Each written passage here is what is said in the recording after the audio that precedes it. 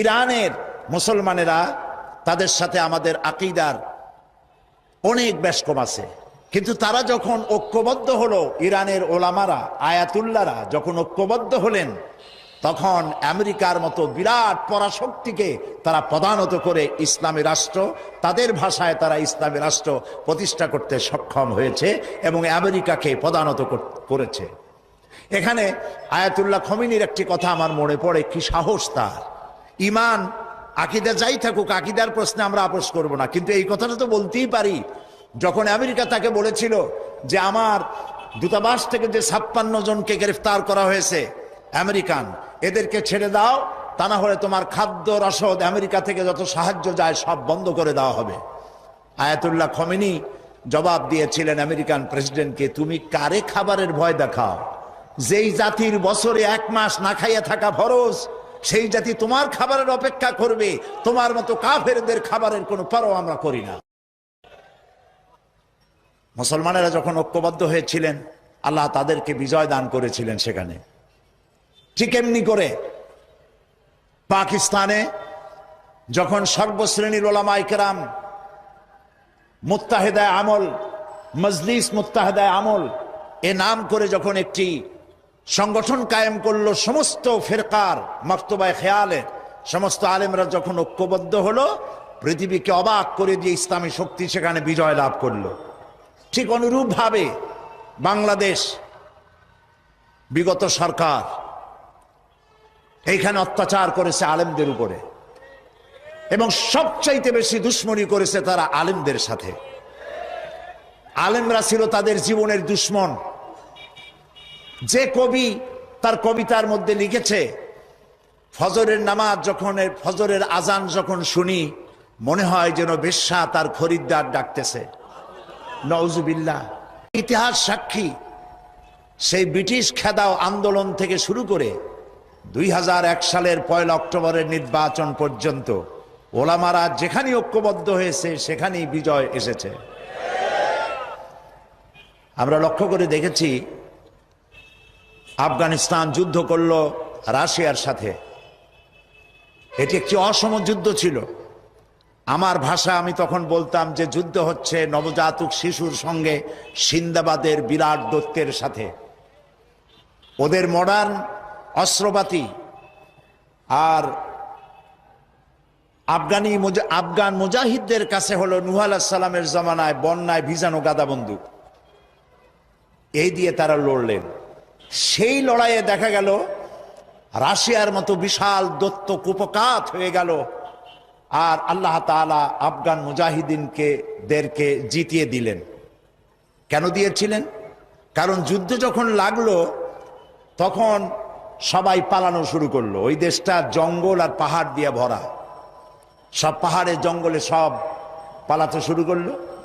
পালায় গিয়ে দেখলো ওলামারা সব এক জায়গায় এসে গেছে। ওই সব ওলামা যারা একজন আর একজনকে দেখতে পারে না, দেখলেই রুমাল দিয়ে মুখ ঢাকে, সালাম দিলে জবাব দেয় না।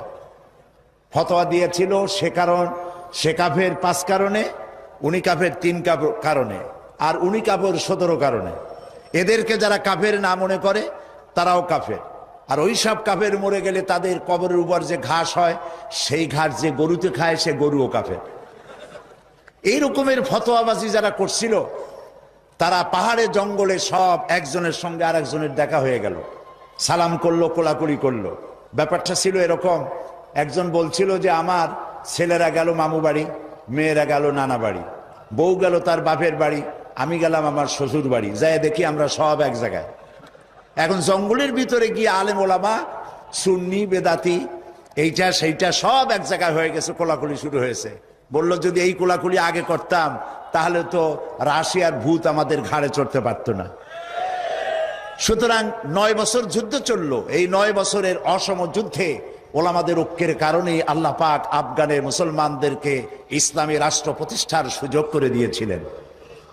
আবার যে পতন ঘটলো, তাও মুজাহিদ আলেমদের মধ্যে যখন তাফরিকার সৃষ্টি হলো, ইখতিলাফ তৈরি হলো, একে অপরকে সন্দেহ করলো, দেখতে পারলো না, ভালো লাগলো না, সালাম কালাম করলো না, আবার কপাল পুড়লো, আবার বুশ এসে এদের হুশ নষ্ট করে দিল। আফগান আবার চলে গেল আরেকজনের দখলে। ঠিক এমনি করে পরকালকে যারা স্বীকার করো, কিয়ামতে উঠতে হবে, এটাকে কিভাবে অস্বীকার করো? চিন্তা করে দেখো, তুমি নিষ্প্রাণ মাটি ছিলে, সেই মাটি দিয়েই আমি তোমাকে তৈরি করেছি। আবার আল্লাহ পাক মানুষকে আরো বুঝান, কিয়ামত আছে, পরকাল হবে, আল্লাহর দরবারে উঠতে হবে। আলাম ইয়াকুনু ফাতাম মিন মানিজ্জিয়ুমনা, তুমি কি মাতৃগর্ভে নিক্ষিপ্ত এক ফোঁটা পানি ছিলে না?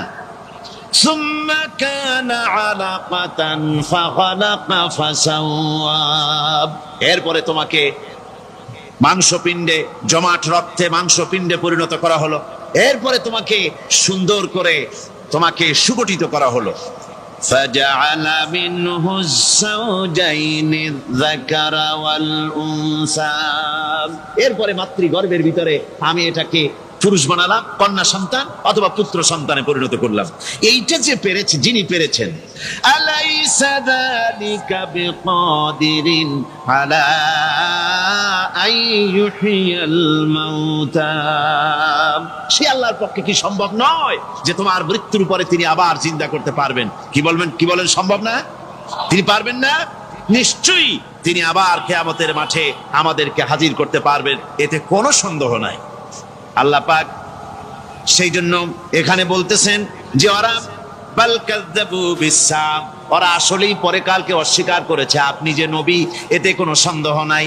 আপনি খানা খান, আপনি বাজারে যান, এটাই মূল আপত্তির বিষয় না। মূল কথা হলো তারা পরকালকে অস্বীকার করেছে। আল্লাহ পাক বলেন, ওয়া আন্নাস সাআতা আতিয়াতুন লা রাইবা ফিহা, অবশ্যই সে সময় আসবে, সে কিয়ামত আসবেই, এতে কোনো সন্দেহ নাই। ওয়া আন্নাল্লাহা ইয়াবআসু মান ফিল কুবুর, আর আল্লাহ পাক তিনি কবরের মধ্যে অন্তর্হিত যা কিছু আছে সবাইকে কিয়ামতের দিন আল্লাহ পাক ময়দানে উঠাবেন। কিয়ামতে আল্লাহর দরবারে সকলকে হাজির হতে হবে। আমার বন্ধুগণ, আল্লাহ পাক বলেন, وَلَقَدْ خَلَقْنَا الْإِنسَانَ مِنْ سُلَالَةٍ مِنْ طِينٍ, লক্ষ্য করো, তুমি ছিলে মাটির নির্যাস থেকে তোমাকে তৈরি করা হয়েছে। শুধু মাটির নির্যাস থেকে তোমাকে কোনো মডেল ছাড়া, কোনো ধরনের আদর্শ ছাড়া, কোনো ধরনের নমুনা ছাড়া তোমাকে সৃষ্টি করা হলো। সুম্মা জাআলনাহু নুতফাতান ফি কারারিম মাকিন, এরপরে মাতৃগর্ভের একটা অত্যন্ত সুরক্ষিত জায়গায় তোমাকে সংরক্ষণ করা হয়েছিল। সুম্মা খালাকনান নুতফাতা আলাকাতান ফাখালাকনাল আলাকাতা মুদগা, রক্তপিণ্ডকে, নাপাক পানিকে জমাট রক্ত করেছি, জমাট রক্তকে আমি আবার গোশত পিণ্ডে পরিণত করেছি। ফাকাসাউনাল ইযামা লাহমা, এরপরে সুন্দর করে চামড়া দিয়া, গোশত দিয়ে একটা আকৃতি তোমাকে দান করেছি। সুম্মা আনশানাহু খালকান আখারা ফাতাবারাকাল্লাহু আহসানুল খালিকিন, এরপরে সুন্দর একটা বিশেষ একটা আকৃতি দিয়ে তোমাকে আমি সুন্দর করে সুগঠিত করে তোমাকে তৈরি করেছি। সুম্মা ইন্নাকুম বা'দা যালিকা লামাইতুন, এরপরে আমি আল্লাহ রাব্বুল আলামিন তোমাকে মৃত্যু দেব, অবশ্যই তোমাকে মৃত্যুবরণ করতে হবে। সুম্মা ইন্নাকুম ইয়াউমাল কিয়ামাতি তুবআসুন, এরপরে কিয়ামতের দিন আসবে, ওই বিশেষ মুহূর্ত আসবে, সেই নির্দিষ্ট সময় আসবে, ওই কিয়ামতের মাঠে আল্লাহর দরবারে তোমাদের সকলকে উঠতে হবে, কোনো সন্দেহ তাতে নাই। আল্লাহ পাক বলছেন, وَأَعْتَدْنَا لِمَنْ كَذَّبَ بِالسَّاعَةِ سَعِيرًا, আমার এই পরকালকে, এই আখিরাতকে, কিয়ামতের দিনকে যারা অস্বীকার করবে, যারা মিথ্যা মনে করবে, আমি তাদেরকে জ্বলন্ত আগুনের শাস্তি তাদের জন্য রেখেছি। জোরে বলেন নাউজুবিল্লাহ। সেই কিয়ামত যে দিনটা আল্লাহ পাক মানুষের জন্য রেখেছেন, সেই কিয়ামতের অবস্থা বড়ই মারাত্মক। মানুষেরা তা জানে না। মানুষ যদি তা বুঝতে পারতো, জানতে পারতো, তাহলে মানুষেরা গুনাহের কাজ করতে পারতো না। আপনারা কি চিন্তা করেন, ওই যে কাফের গুলি মক্কার জীবনে রাসূল পাক সাল্লাল্লাহু আলাইহি ওয়াসাল্লামের মক্কি জিন্দেগিতে যে সমস্ত মানুষগুলি চুরি করত, ডাকাতি করত, জেনা করত, বদমাশি করত, মানুষ হত্যা করত, এই লোকগুলি ফিরে আসলো কিসের কারণে? তাদেরকে এই আখিরাতের কথা বলা হয়েছে, এই পরকালের কথা বলা হয়েছে। কোরআন শরীফে আল্লাহ রাব্বুল আলামিন পরকালের কথা, মৃত্যুর কথা, কিয়ামতের কথা, হাসরের কথা, সিরাতের কথা, মিজানের কথা, মওতের কথা যত বলেছেন, জান্নাতের কথা যত জায়গায় যতগুলা বলেছেন, সবগুলি আয়াতে কারিমা যদি এক জায়গায় করা যায় তাহলে পুরা কোরআন শরীফের 1/3 10 পারার সমান হবে। জোরে বলেন সুবহানাল্লাহ। যেহেতু পরকালের চিন্তা ছাড়া মানুষের জীবন পরিচ্ছন্ন হতে পারে না, সুন্দর হতে পারে না, অপরাধ মুক্ত হতে পারে না। আল্লাহ পাক বলেন সেই দিনটি বড়ই ভয়ানক, বিপজ্জনক। ওই দিনটির ব্যাপারে আল্লাহ পাক তার বান্দাদেরকে সতর্ক করে দিয়েছেন, বান্দারা সতর্ক হয়ে যাও, এইভাবে দিন যাবে না, কিয়ামত আসবে। আর ওই কিয়ামত এত মারাত্মক হবে, আল্লাহ সতর্ক করছেন বান্দাদেরকে, ইয়া আইয়ুহান নাসুত্তাকু রাব্বাকুম ইন্না যালজালাতাস সাআতি শাইউন আযীম। হে মানব সকল, আত্মরক্ষা করো খোদার গজব থেকে, আল্লাহর গজব থেকে আত্মরক্ষা করো। ইন্না যালজালাতাস সাআতি শাইউন আযীম, সেই কিয়ামতের সেই কম্পন খুবই মারাত্মক, খুবই ভয়াবহ কম্পন সৃষ্টি হবে সেদিন। ইয়াউমা তারাউনাহা তাযহালু কুল্লু মুরদিআতিন আম্মা আরদাআত। সেদিন দেখতে পাবে স্তন্যদায়িনী মা, যে মা তার সন্তানকে দুধ দেয়, ওই মাও তার দুধের বাচ্চার কথা ভুলে যাবে, মনে থাকবে না। আল্লাহ রাব্বুল আলামিন বলেন, ওয়াতাদাউ কুল্লু যাতিন হামলিন হামলাহা। গর্ভধারিণী